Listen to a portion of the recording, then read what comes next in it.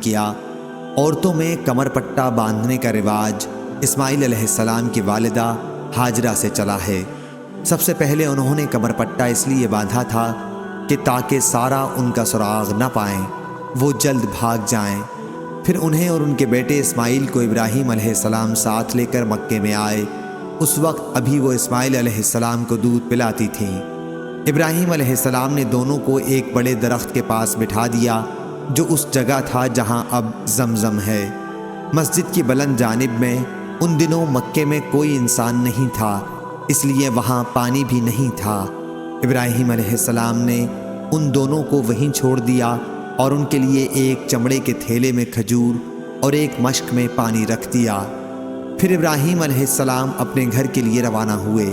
اس وقت اسماعیل علیہ السلام کی والدہ ان کے پیچھے پیچھے آئیں اور کہا کہ اے ابراہیم، اس خشک جنگل میں جہاں کوئی بھی آدمی اور کوئی بھی چیز موجود نہیں، آپ ہمیں چھوڑ کر کہاں جا رہے ہیں؟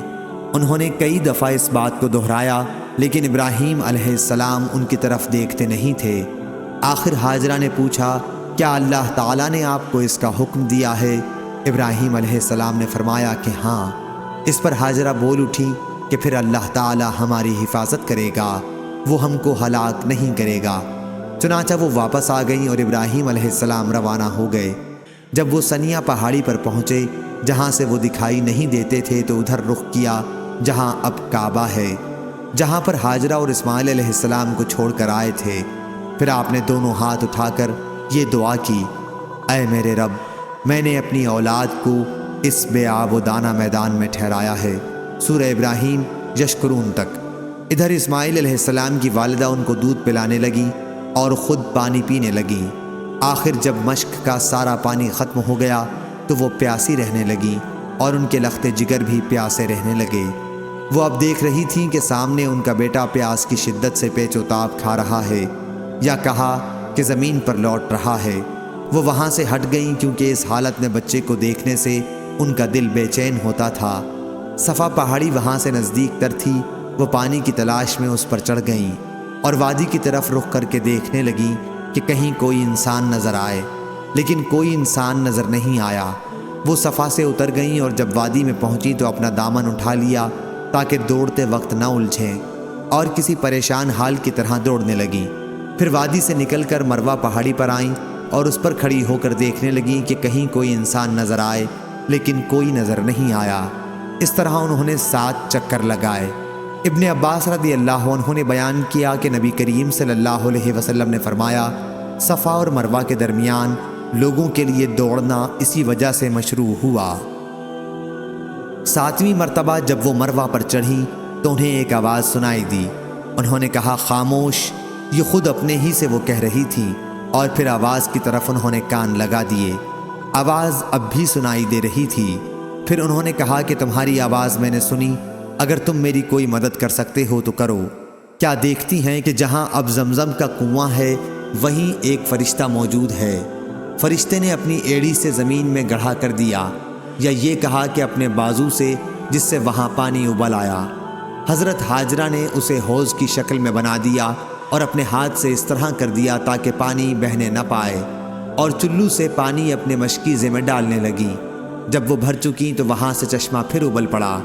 ابن عباس رضی اللہ عنہ نے بیان کیا کہ نبی کریم صلی اللہ علیہ وسلم نے فرمایا، اللہ اسماعیل پر رحم کرے، اگر زمزم کو انہوں نے یوں ہی چھوڑ دیا ہوتا، یا آپ نے فرمایا کہ چلو سے مشکیزہ نہ بھرا ہوتا تو زمزم ایک بہتے ہوئے چشمے کی صورت میں ہوتا۔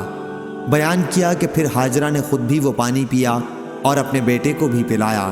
اس کے بعد ان سے فرشتے نے کہا کہ اپنے برباد ہونے کا خوف ہرگز نہ کرنا، کیونکہ یہی خدا کا گھر ہوگا جسے یہ بچہ اور اس کا باپ تعمیر کریں گے، اور اللہ اپنے بندوں کو ضائع نہیں کرتا۔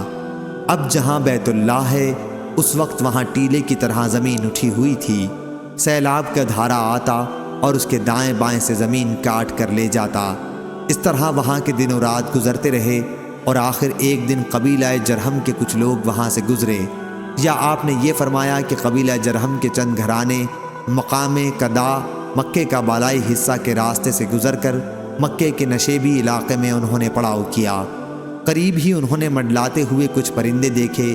ان لوگوں نے کہا کہ یہ پرندہ پانی پر منڈلا رہا ہے، حالانکہ اس سے پہلے جب بھی ہم اس میدان سے گزرے ہیں یہاں پانی کا نام و نشان بھی نہ تھا۔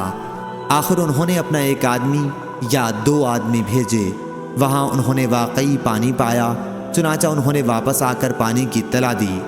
اب یہ سب لوگ یہاں آئے۔ راوی نے بیان کیا کہ اسماعیل علیہ السلام کی والدہ اس وقت پانی پر ہی بیٹھی ہوئی تھیں۔ ان لوگوں نے کہا کہ کیا آپ ہمیں اپنے پڑوس میں پڑاؤ ڈالنے کی اجازت دیں گی؟ ہاجرہ نے فرمایا کہ ہاں، لیکن اس شرط کے ساتھ کہ پانی پر تمہارا کوئی حق نہیں ہوگا۔ انہوں نے اسے تسلیم کر لیا۔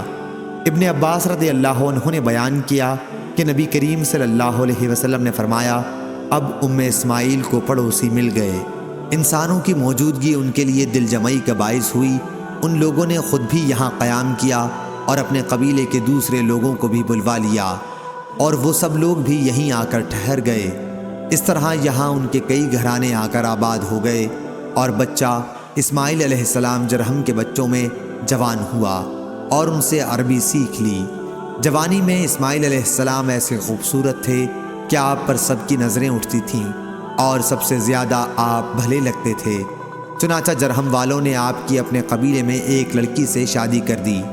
پھر اسماعیل علیہ السلام کی والدہ ہاجرہ کا انتقال ہو گیا۔ اسماعیل علیہ السلام کی شادی کے بعد ابراہیم علیہ السلام یہاں اپنے چھوڑے ہوئے خاندان کو دیکھنے آئے۔ اسماعیل علیہ السلام گھر پر نہیں تھے، اس لیے آپ نے ان کی بیوی سے اسماعیل علیہ السلام کے متعلق پوچھا۔ انہوں نے بتایا کہ روزی کی تلاش میں کہیں گئے ہیں۔ پھر آپ نے ان سے ان کی معاش وغیرہ کے متعلق پوچھا تو انہوں نے کہا کہ حالت اچھی نہیں ہے، بڑی تنگی سے گزر اوقات ہوتی ہے۔ اس طرح انہوں نے شکایت کی۔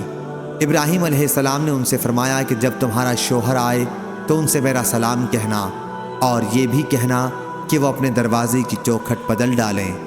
پھر جب اسماعیل علیہ السلام واپس تشریف لائے تو جیسے انہوں نے کچھ انسیت سی محسوس کی اور دریافت فرمایا، کیا کوئی صاحب یہاں آئے تھے؟ ان کی بیوی نے بتایا کہ ہاں، ایک بزرگ اس شکل کے یہاں آئے تھے اور آپ کے بارے میں پوچھ رہے تھے۔ میں نے انہیں بتایا کہ آپ باہر گئے ہوئے ہیں۔ پھر انہوں نے پوچھا کہ تمہاری گزر اوقات کا کیا حال ہے؟ تو میں نے ان سے کہا کہ ہماری گزر اوقات بڑی تنگی سے ہوتی ہے۔ اسماعیل علیہ السلام نے دریافت کیا کہ انہوں نے تمہیں کچھ نصیحت بھی کی تھی؟ ان کی بیوی نے بتایا کہ ہاں، مجھ سے انہوں نے کہا تھا کہ آپ کو سلام کہہ دوں، اور وہ یہ بھی کہہ گئے ہیں کہ آپ اپنے دروازے کی چوکھٹ بدل دیں۔ اسماعیل علیہ السلام نے فرمایا کہ وہ بزرگ میرے والد تھے اور مجھے یہ حکم دے گئے ہیں کہ میں تمہیں جدا کر دوں، اب تم اپنے گھر جا سکتی ہو۔ چنانچہ اسماعیل علیہ السلام نے انہیں طلاق دے دی اور بنی جرہم ہی میں ایک دوسری عورت سے شادی کر لی۔ جب تک اللہ تعالیٰ کو منظور رہا ابراہیم علیہ السلام ان کے یہاں نہیں آئے۔ پھر جب کچھ دنوں کے بعد وہ تشریف لائے تو اس مرتبہ بھی اسماعیل علیہ السلام اپنے گھر پر موجود نہیں تھے۔ آپ ان کی بیوی کے یہاں گئے اور ان سے اسماعیل علیہ السلام کے بارے میں پوچھا۔ انہوں نے بتایا کہ ہمارے لیے روزی تلاش کرنے گئے ہیں۔ ابراہیم علیہ السلام نے پوچھا کہ تم لوگوں کا حال کیسا ہے؟ آپ نے ان کی گزر بسر اور دوسرے حالات کے متعلق پوچھا۔ انہوں نے بتایا کہ ہمارا حال بہت اچھا ہے، بڑی فراخی ہے۔ انہوں نے اس کے لیے اللہ کی تعریف و ثنا کی۔